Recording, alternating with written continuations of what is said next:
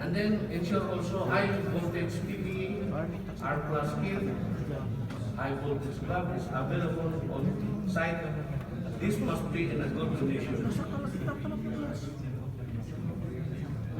These insulating gloves should be in EN 60903 standard.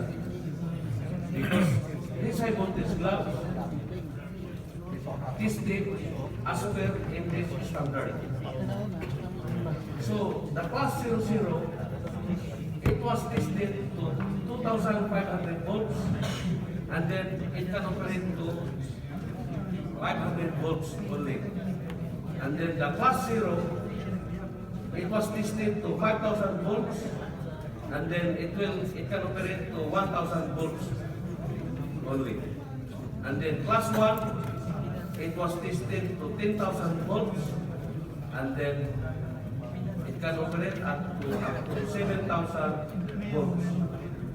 The class 2 gloves, it was tested to 20,000 volts, and then it can work up to 17,000 volts. The class 3, it was tested to 30,000 volts, and then it can handle up to 26,500 volts. And then the class 4 is 40,000 volts, and then it can handle up to 36,000 volts. So this is our insulating gloves, and then you can check the class. This is class 00.